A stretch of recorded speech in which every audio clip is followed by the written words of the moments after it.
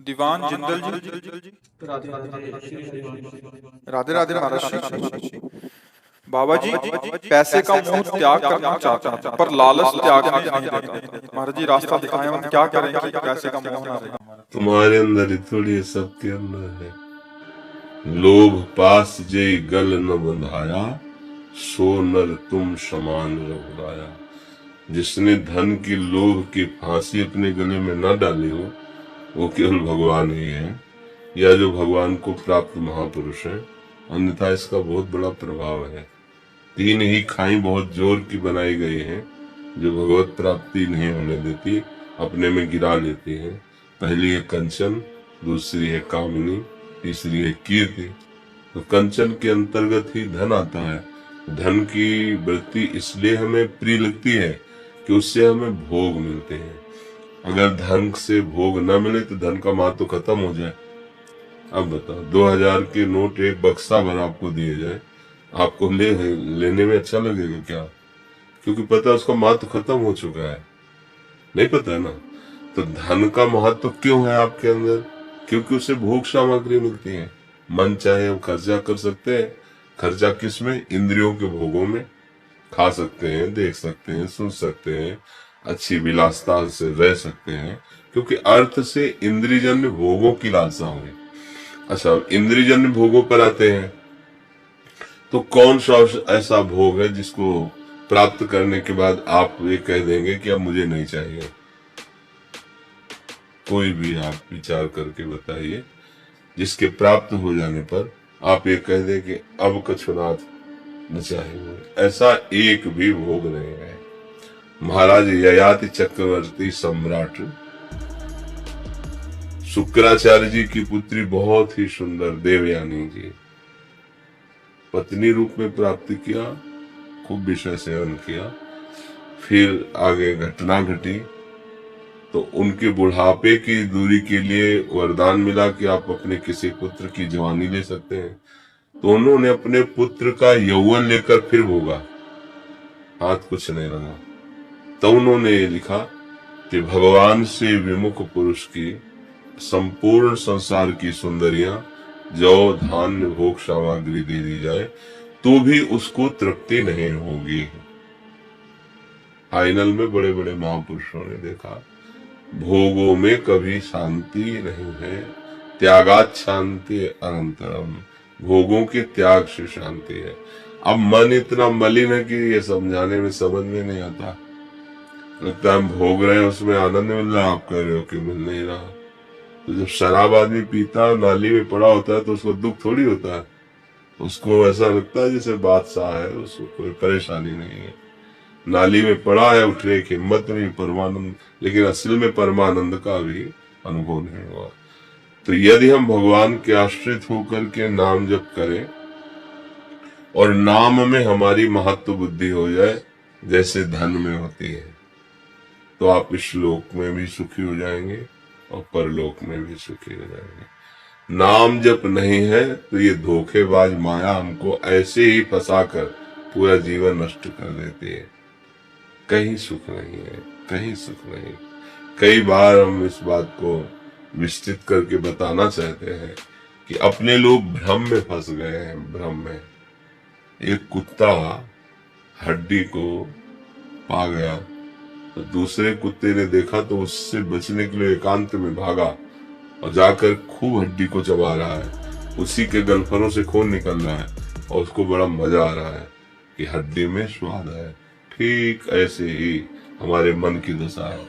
हमारी ही जीवनी शक्ति नष्ट होती है और हमें बड़ा मजा आ रहा है, हमें बड़ा सुख मिल रहा है। हर इंद्रिय हमको अपना गुलाम बनाती चली जा रही है, हमारा नाश करती चली जा रही है। नए नए बच्चे ड्रग्स, भांग, चरस, गांजा, शराब, अफीम अपने जीवन को नष्ट करते जा रहे हैं। उनको लग रहा बड़ा मजा आ रहा है। व्यभिचार, उनको लग रहा बड़ा मजा आ रहा है। तो बुद्धि हमारी खराब हो चुकी है। जब तक बुद्धि शुद्ध नहीं होगी तब तक बात नहीं बनेगी। और बुद्धि शुद्ध होने का एक उपाय रह गया है, और भी उपाय साधनाएं हैं पर कलयुग है, नहीं कर सकते आप। एक उपाय है, जैसे बने भगवान का नाम लेना शुरू कर दें। राधा राधा कृष्ण कृष्ण राम राम हरि हरि जो नाम प्रिय हो। ये अपवित्र पवित्रो वा सर्वावस्थांगतो पिवा यह स्मरित पुंडरीकाक्षम सवायाभ्यंतरा शुचि। वो भीतर और बाहर दोनों जगह पवित्र कर देगा। धन सच्ची मानिए तुम्हारे चरणों में लुटेगा।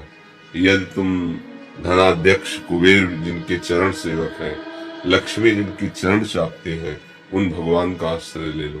पर ये जल्दी समझ में नहीं आता, माया के कारण लगता है करना तो पड़ेगा ही। भगवान के आश्रय से क्या होगा? राम राम कहने सब काम बन जाएगा क्या? सच्ची सब काम बन जाएगा। विश्वास नहीं है, सब बन जाएगा। सब व्यवस्था अनंत ब्रह्मांडों की वो करते हैं, आपकी भी कर्मानुसार आपको कर रहे हैं। पर यदि नाम जपने लगेंगे तो फिर कर्मानुसार नहीं होगी, फिर पक्षपात हो जाएगा। फिर भगवान पक्षपात कर लेते हैं। सुदामा जी के भाग्य में लिखा था 6 श्री, लक्ष्मी का नाश, दरिद्रता। और जब भगवान ने उनके प्रेम भरे तंदुल पाए तो उनका भाग्य बदल गया। लिख गए यक्ष श्री, यक्ष कुबेर, कुबेर की भी संपत्ति लघु हो जाए ऐसे धनवान। सुदामापुरी का निर्माण हो गया। तो विधाता ने पूछा उनसे कि प्रभु इनके तो भाग्य में हमने 6 श्री लिखा था, अब यक्ष श्री कैसे हो गया? पक्षपात देखो। तो भगवान ने कहा इन्होंने बहुत बड़ा भंडारा कर दिया। उनका प्रभु खाने को तो है नहीं, भंडारा क्या कर दिया? बोले जब हमने तंदुल पाए ना तो हमारे रोम रोम में कोटि कोटि ब्रह्मांड वास करते हैं। जब मैं तृप्त हुआ तो करोड़ों ब्रह्मांड तृप्त हो गए। तो करोड़ों ब्रह्मांडों के भंडारे का जो फल है लिख दो उसके भाग्य में। भगवान क्या कि किसी चलती है क्या? यक्ष श्री, यक्ष श्री। हम समझ नहीं पाते, बस ऐसा लगता है कि शास्त्रों में लिखा है वो सत्य बात है कि नहीं, अक्षरशः सत्य है। शास्त्र में जो लिखा है अक्षरशः सत्य है। एक बार मार्कंडेय जी के जो पिता थे मृकंड ऋषि, उन्होंने देखा, बड़े ज्योतिषाचार्य थे, कि पुत्र की आयु की तो 5 साल की आयु थी, बस फिर खत्म। और बड़े चिंतित हुए कि इतने तपस्या के बाद तो पुत्र हुआ, वो भी 5 साल जीवित रहेगा। अब इसके हम भाग्य को कैसे पलट सकते हैं? जो विधना ने लिख दिया, 6 राव के अंक, राई घटे न तिल बढ़े, रहुरे जीव निशंक। तो उन्होंने एक उपाय है, जितने संत भगवान आते गंगा स्नान करने, सबको साष्टांग दंडवत करो, ये शिक्षा दे दी। गुप्त रूप से भ्रमण करते थे बड़े बड़े महापुरुष। तो सनक, सनंदन, सनातन, सनक कुमार, चारों ब्रह्म ऋषि गुप्त रूप में भ्रमण कर रहे थे। तो जब बच्चे ने प्रणाम किया तो उनका चिरंजीवी कहा, बस पकड़ लिया। मृकंड ऋषि ने कहा प्रभु आपने गलत कह दिया, ये तो अभागी है, 5 वर्ष में मरने वाला है, आपने इसे चिरंजीवी कह दिया। तो उनका कह दिया तो कह दिया, तो चिरंजीवी होगा। कैसे होगा? बोले वो हम विधान बनाएंगे। भगवान शंकर का नाम और उनका आश्रय, ये उपदेश किया सनकादि ने, कहा निरंतर जपो। जब उनका मृत्यु का समय आया तो सनकादि वहीं उपस्थित थे और शिवलिंग के पास मार्कंडेय जी को बैठा ला और कहा आलिंगन करो इनका, और जो कह रहे हैं वो जप करो। नाम दिया, मंत्र दिया, जप करे। मृत्यु आई, हिम्मत नहीं हुई कि अंदर प्रवेश कर सके, क्योंकि सनकादि निरंतर भजन पर आए। स्वयं मृत्यु ने भगवान शंकर का स्मरण किया कि आपका ही सब बनाया हुआ खेल है और आपकी शरण में है और आपके जन रक्षा कर रहे हैं, और मेरा टाइम है इसको ले जाने का, अब आप आदेश कीजिए। तो भगवान शंकर प्रकट हो गए और उनका समस्या क्या है? बोले इसकी आयु खत्म, 5 वर्ष की। बोले मेरी 5 वर्ष आयु से जोड़ लो इसको, और कुछ नहीं बदलना, मेरी 5। ओ अनादि अनंत महिमा से जितना ब्रह्मा की आयु होती है ना, भगवान की ऐसे होती है निमिष, इतने। ब्रह्मा की आयु पूरी इतने। ब्रह्मा का समय जानते हो? एक कमल की पंखुड़ी ब्रह्मलोक में लेके ऐसे सुई से छेदी जाए, यहाँ का 1 वर्ष पूरा हो गया। ऐसे ब्रह्मा की पूरी दिव्य 100 वर्ष की आयु भगवान का निमिष है, आज भी है मार्कंडेय जी। हम लोग कथा केवल सुनते और कहते हैं, पर विश्वास नहीं करते भगवान का। भगवान पर विश्वास करें। धन में सुख नहीं है, पक्का मानना। आप बताओ कितना मिल जाए तो आप सुखी हो जाएंगे? जितना आप सोचेंगे उससे कई गुना किसी के पास है। तुम तो मतलब अपने ही दुख को जानते होगे। अपने लोग सबकी बातें जानते हैं क्योंकि सब मिलते हैं आकर के। ऐसे ऐसे है कि वो खुद नहीं जानते उनके पास कितना धन है, इतने धनी है, पर कितने परेशान है। अगर बात आपके सामने रखे तो आप आनंदित हो जाएंगे कि यार हम बड़े सुखी हैं। जब तक भगवान का आश्रय रहे, भगवान का भजन नहीं, तो शांति नहीं मिल सकती। देखो, बहुत अच्छे से समझना, इंद्र के समान किसी के पास ऐश्वर्य, वैभव, सुख सामग्री है ही नहीं। ऐसी अप्सराएं जो उतर जाए ना मृत्यु लोक में, प्राण निकल जाए, देख के प्राण निकल जाए। बड़े बड़े ऋषियों को क्षोभ हो गया और ब्रह्मचर्यहीन हो गए देख के। ऐसी सुंदरियां हैं, ऐसी सुंदरियां, ऐसा ऐश्वर्य, ऐसा पद, ऐसी में उसको भी शांति नहीं है। देवराज इंद्र को भी शांति नहीं है। वो भी विषयों से लालायित रहते हैं। अप्सराओं को छोड़कर एक ब्रह्म ऋषि की, एक महात्मा की कुटिया में जाके गलत आचरण करते हैं। सुना होगा अहिल्या प्रसंग। क्या है ये? क्या है? समझो, जरा विचार करके देखो, तुम क्या चाहते हो? उनके पास क्या कमी है? इसका मतलब चाहतों की पूर्ति नहीं हो सकती।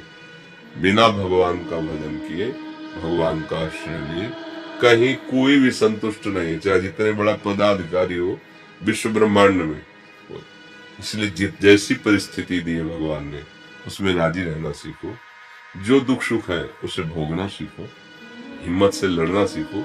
राधा राधा राधा राधा, तो ये जन्म आपका जो भी दुख सुख से लिखा हुआ है भोग लो, आगे बढ़िया निर्मल हो जाओगे, एकदम हंस हो जाओगे, परम हंस हो जाओगे, भगवदानंद में डूब जाओगे। सत्य विषय यही है। और जादू टोना हो, जंत्र मंत्र बंधवाना हो तो बहुत जगह है। बिना भगवान का आश्रय लिए कोई सुखी नहीं हो सकता। और आप भागे घूम रहे हो इधर उधर की, कोई जंतुर बांध दे, कोई अरे आधा घंटा बैठकर रामायण पढ़ो, आधा घंटा बैठ के कीर्तन करो, रो रो के भगवान से प्रार्थना करो। अगर बदल न जाए सिस्टम तो हमें बता देना।